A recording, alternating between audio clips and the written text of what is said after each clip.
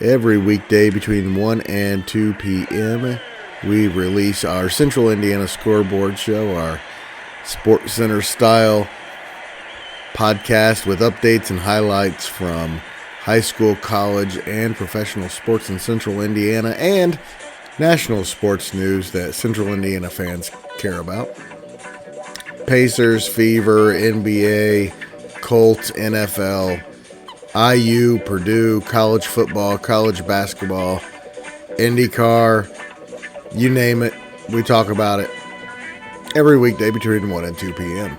This podcast is podcast number 256.5, our Pacers and Cavaliers Eastern Conference Semifinal Game 2 preview with our Pacers guy Mike Rich, our NBA guy John Robertson, Tipton Tribune and Elwood Call Leader Sports Editor Michelle Garmon, and the Action Sports Networks and Central Indiana Sports Report's Grant Schaus all weighed in on the series heading into Game 3. We also waited until the end of the Knicks and Celtics game to jump off so we could continue to update what was going on in that one, and that was a lot of fun. Had a lot of fun talking some basketball with these knuckleheads. You're listening to the Central Indiana Sports Report with your host, Greg Mengels. Welcome, Pacers fans, NBA fans, to the Central Indiana Sports Report.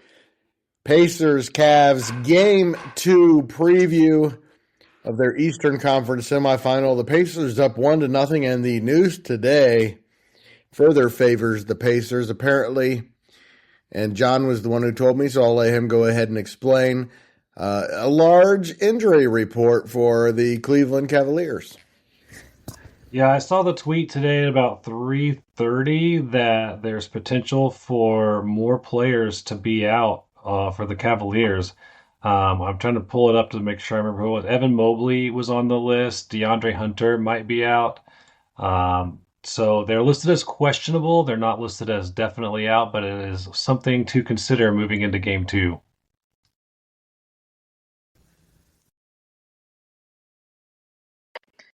Hey John, how much do you think? How much of it do you think that report they're making it maybe sound more serious than what it is?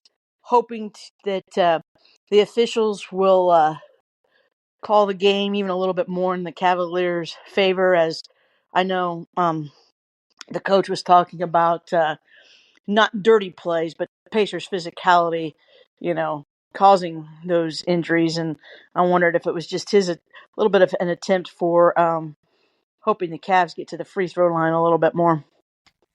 I definitely think there's some gamesmanship involved, whether it's to draw attention to physical play or whether it's just trying to throw a wrench in the planning for the Pacers. If they don't know who they have to plan for, then it's a little harder to prep for the game. I do think it's it could be either of those two. Obviously, the fan reaction on Twitter has been a lot of the Pacers are so dirty and they're playing too physical. I mean, that's the Cavs fans' reaction. I don't think so. I think it was just a gritty, tough game. But Twitter is Twitter. You're gonna get what you get.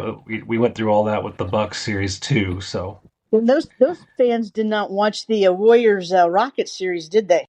I mean, Steph Curry got wrapped up and held every time. Honestly, I'm not surprised they won that game. I thought they could steal game one. I thought they could steal game one like that. And for them to do it the way they did, pulling away where it's not like they had to, it wasn't like game 5 or they had to battle back. It wasn't, like we've seen them have to do down the stretch of the year is find ways to win. I thought they were the better team on Sunday night. So for them to have guys like Nembhard step up, Halliburton obviously did what he did. I thought everybody looked good. I thought guys like Thomas Bryant, Indiana guy. How could I forget? I thought Thomas Bryant came in and played his role. That's why they signed him. That's why they traded for him. I'm telling you, I don't know if you guys made picks or predictions before this started. But I'm telling you, I think Indiana, and I'm not saying this because I'm biased, but I think Indiana can win this series in 7 games. I think they will win this series in 7 games. And last night obviously is a good start to get off to a 1-0 lead. So very excited to see where they can go with it. Obviously, game 2 is going to be tougher, but John mentioned about how Evan Mobley might be out. I saw Darius Garland could be questionable. He may not be playing. That would be huge. And wouldn't be Pacers. And wouldn't be 100% if he does play. Exactly. And so the thing is people on social media, and we talked about this a minute ago, obviously. People on social media are going to say what they say. Last year, the Pacers had an easy path. Guys were hurt. It's just. I say it. If Giannis was fully healthy, I still say it. If Giannis was fully healthy and Brunson, wasn't in foul trouble, or if he didn't get hurt in that Knicks series, the Knicks would have won. The Pacers had no business being there. I don't believe it. I don't. And the fact that the Pacers are a 4 seed is really beyond me because they play better in a 4 seed. I think they're just as good as any 1 or 2 seed, obviously. We saw that last night. So, well, let me comment real quick on your social media people. I think the reason a lot of people talk all the things and make excuses for why the Pacers are doing well is because they don't watch them during the regular season. Exactly, 100%. They don't understand how good the team is. But it's still true. They got a complete easy path because of the injuries, right, Mike?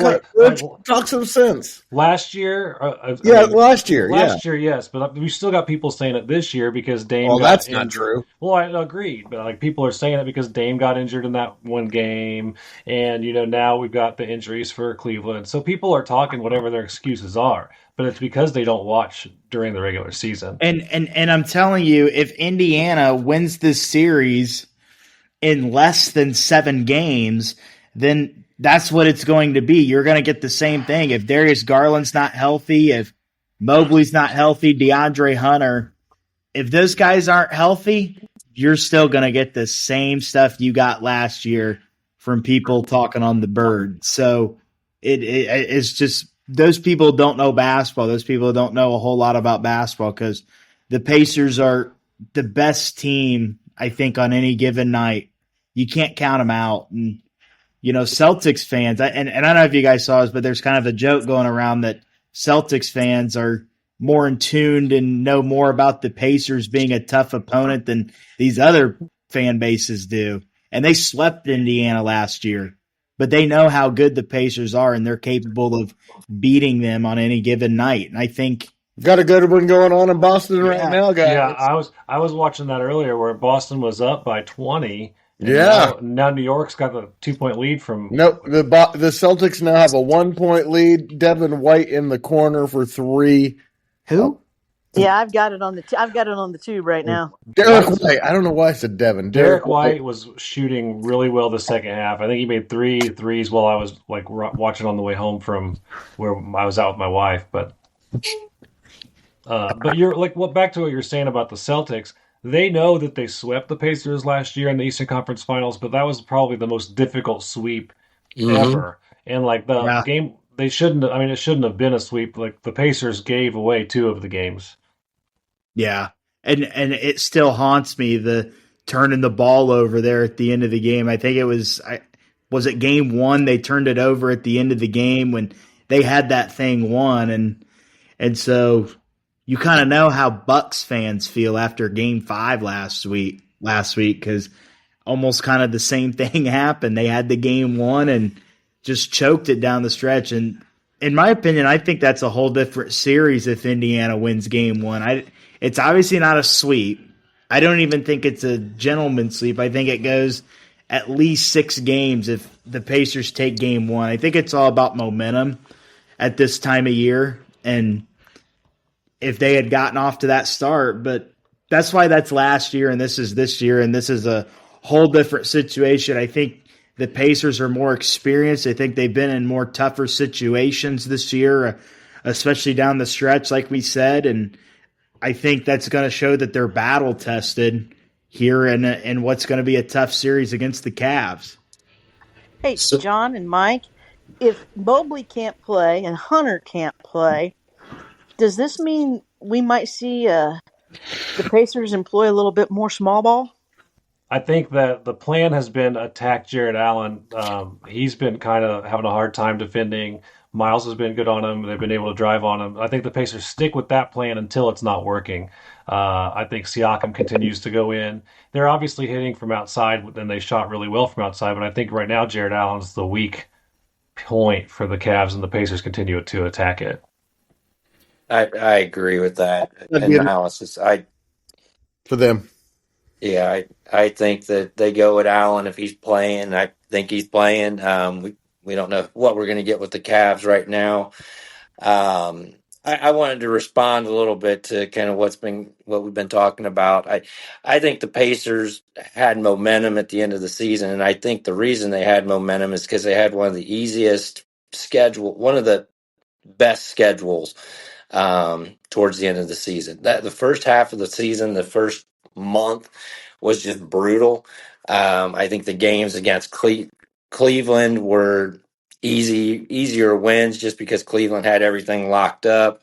But I still think that momentum and the experience they got in some of those games, big shots in Milwaukee, beating Cleveland twice at the end of the season, even though Cleveland really didn't need those games, and I think they just went into the playoffs and they playing Milwaukee I think was the best thing that could happen to them. I think it was a physical series. I think they had the intensity, and like I've said before, I think this was Cleveland's first experience in a playoff game in the playoffs this year. I don't think they had any trouble with Miami, and they talk about the physicality, but the physicality of the game changes in the playoffs. And I wouldn't back down one bit. I would play just as physical. They had to play physical against the Bucks to win. Got to go for the kill. Yeah, you got to go for the kill. I think there is some gamesmanship with these injuries because during that interview, if I read the article, and at the top of the article it said, two players may be questionable for Cleveland. And then, Atkinson says, these two players may be doubtful. So is that just insider information that he has that he believes that they're going to be doubtful, or is it, is that, just setting the Pacers up to be, to not be prepared to play against Mobley and Hunter? He said the foul against Hunter, which was replayed and reviewed and upheld when Mathern blocked that shot. He thought that was excessive, and I'm like, that was just a good play. I mean, he was going to fall if he was going at that speed and that momentum at the basket without Mathern there. He could have fell the same way. Well, they were And talking about his thumb, his he thumb, and dislocated. Yeah, yeah, and it coming down. Well, you know what? That's what happens when somebody gets right. taller than you and they put their hand. And you know what? Your hand, if the ball's in it, your hand is part of the Yep. ball. So, And it, it's different to get smacked on your wrist when you're going up for, you know, a shot, or them to hit your hand as yeah, it's really as the ball's leaving your hand. But when it's in your hand is part of the ball, just like your hand is part of the bat when you're swinging it. right. But I think the Pacers will be prepared, whatever is going to be thrown at them. They've done what they needed to do in Cleveland. The pressure's on Cleveland going into this game. They can pull whatever they want to pull. They can say that the Pacers are playing dirty. I don't think any of that matters. I would not change, the approach to the game, the intensity of the game. Big time Um, pressure. Big time. yeah, just Well, do you even think? I don't even think that Pacers Cavs game. Yes, it was physical, but I don't think that. And I know they've been in some physical games, but I'm telling you, I think the most physical series was the Warriors and the Rockets. I mean, that was just a. I mean, you want physical? That was right. 75% physical. Right. And if Cleveland believes that and those players believe that, then they're soft. They're going to be very I vulnerable. think And it's more the fans than the players. yeah, I think the players know it's part of playoff basketball, and I haven't heard any of them really complain at all. Like, I didn't watch the full press conference or anything, but I didn't hear any players complaining about it. Knicks and Celtics tied at 100 with 5 seconds left. The Knicks have the ball. oh my gosh. It would be so nice if the Knicks could win this, at least extend the series. I actually need overtime for my They over. called a foul. Let's hope it goes to overtime then. So, speaking of that, Pacers are a 9-point underdog tomorrow. 9-point underdog for tomorrow. How do you not take the Pacers plus points with 9 in game 2? What am I missing? But Vegas usually knows better than I do. They know those 3 players are going to play. I mean, that's fair. I feel like Oh, sorry guys. Brunson's. I don't know if you're watching, but his little floater rolled in and out. So Overtime. looks like it. A tenth of a second. Celtics still have a shot. But John needs the an overtime, and so we hope it goes to overtime for John. yeah, I need 13 more points total, and I need one more Jalen Brunson assist. So let's go with overtime. Go overtime. As long as the Knicks still win it. It's kind of good to see Horford can still have some hops. I know he didn't block that shot, but I think he made Brunson have to float it up a little higher than he wanted. It's in overtime. Good for John. But it's a risk-free parlay, so whatever happens, happens. But I'd take $35 for free. Hey, Mike. Yeah. What are the key? Of course, we don't know exactly who's going to be suited up for the Cavs, who's going to start, who's going to play, or who's not tomorrow for sure. I'm going to assume that all three of the. If I'm Rick Carlisle, I'm preparing that all three are going to play. I do too. I mean, I prepare for that. I've prepared for that all the way through. And then if somebody's not, then you just adjust. Yep. But what do you see as the key matchups tomorrow? What do you see as the key matchup for the Pacers and even John? What do you think the Cavs might do to?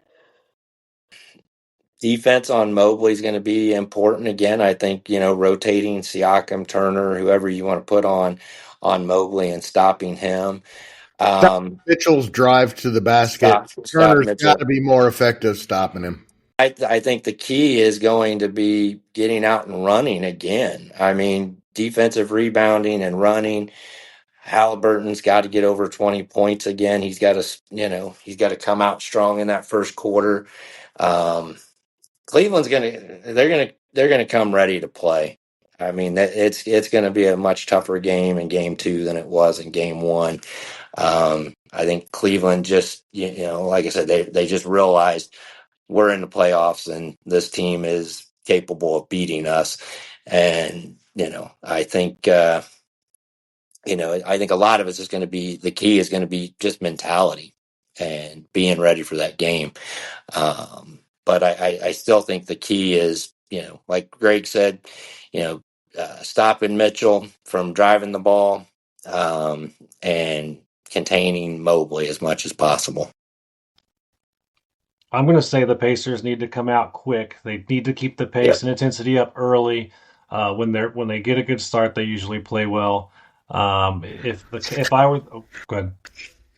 When Halliburton gets to the basket early, they don't lose. Yes, I need an aggressive Halliburton is a key to the game. Like when he's driving in and not afraid to take the layups or go to the basket. When he starts driving in and trying to throw these like really reckless pass outside, that sets him up for a lot of failure. So I want to see him driving and making them expect him to go to the hole.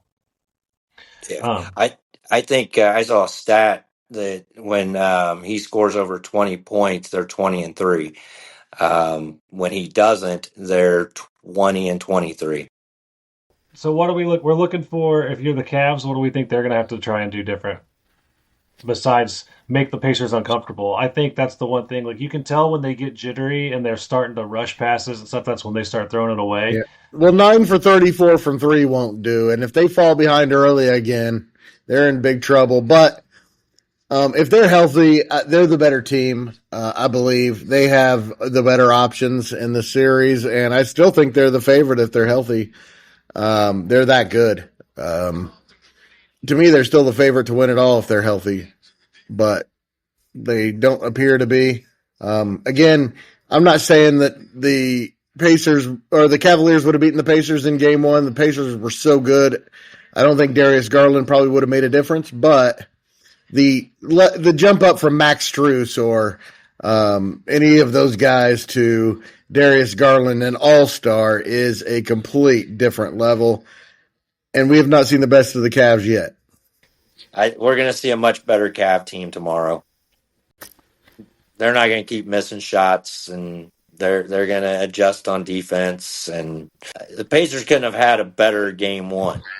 I mean, and they withstood some really good stuff from the Cavs. They did. But hey, Donovan what Mitchell, happens if the Cavs are shorthanded and the Pacers come out and go up 2-0? it just would change everything.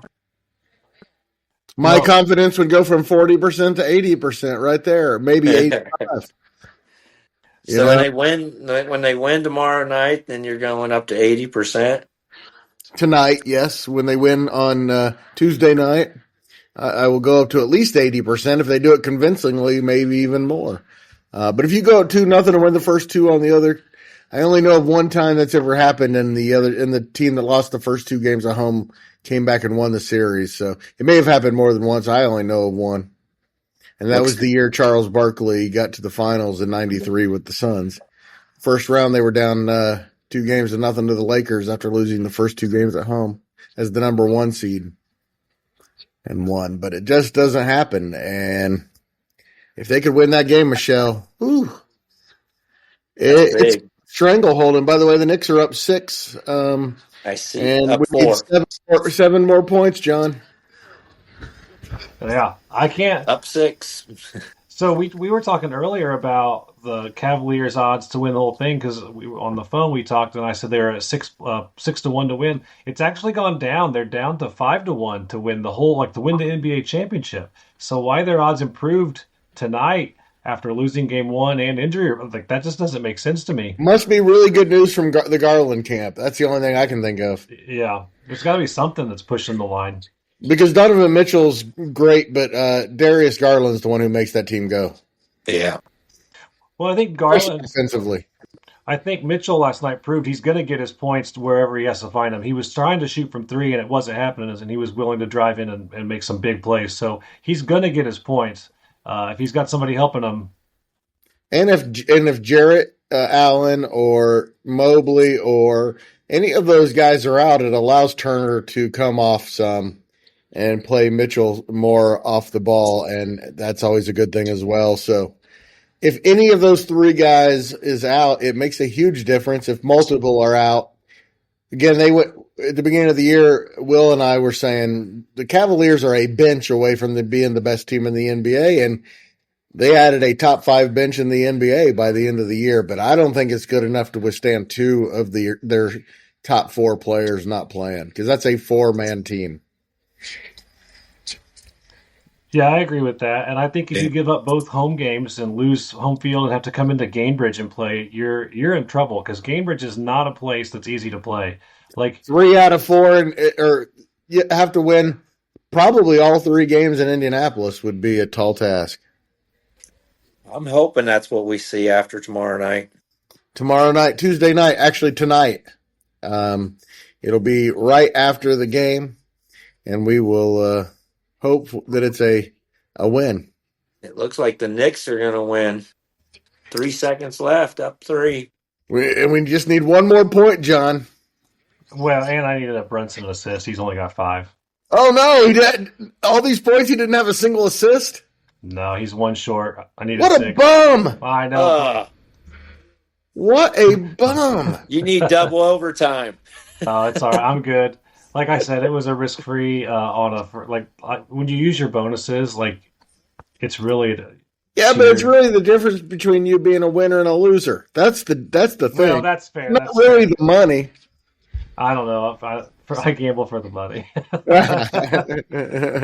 Is it Celtics ball with 3 seconds left? Down three. I'm behind Down a little 3. bit. Like I Well, just saw. they called a foul. Is the foul on the shot or not? I'm watching the Brown take the shot and looks. I don't know. I can't tell. I know. I can't tell if they're calling. I think that's what they're reviewing to see if the foul, if it's going to be a shooting foul or not. Was it a 3-pointer? It was Yes, it commercial. was. This is the biggest problem with Hulu is you're at least behind a minute on everybody else. I hear you. John, I would take that bet with the Pacers and 9 points tomorrow. Yeah, I did. I put 1 unit on it. I feel like it might be a trap bet, but we'll see what happens. Yeah, it sure seems like it, doesn't it? It sure seems like a trap bet.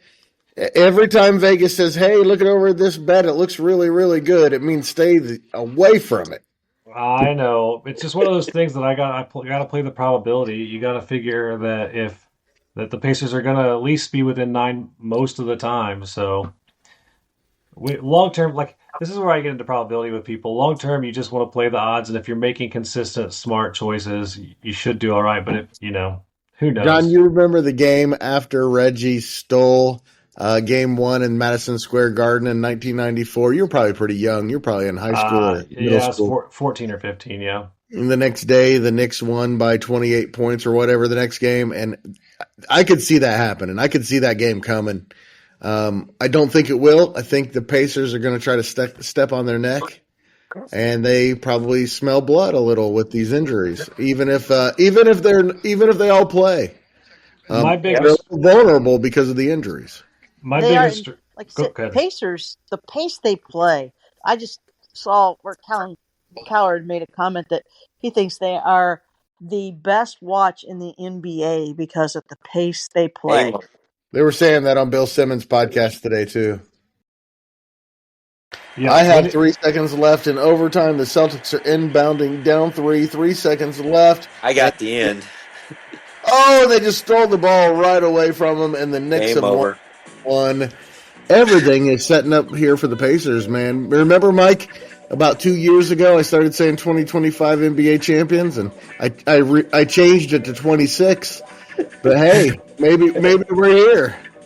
I'll tell you what, though, even though the Knicks win this, I still say Celtics won tonight. I still say Celtics. Oh, of course, but I'm just talking about extending the series a little bit. Yeah. It has to help us a little bit. Yes. The Celtics are going to win this series. That needs to go back and forth and go to 6 or 7. That would be nice. And 7-gamer. That's all we can hope for is a 7-gamer. I did not see the Knicks making that comeback. I thought that when they were down 20, that it was over. I thought for sure this game was over. Thank you guys so much. It's setting up to be a great playoffs and potentially a great Pacers run. I did not see it coming into the playoffs. But this is getting pretty exciting. Thanks so much, you three. Thanks so much to them for joining the Central Indiana Sports Report and to you for listening. Please help us out by sharing these podcasts with your friends and family. Appreciate it so much.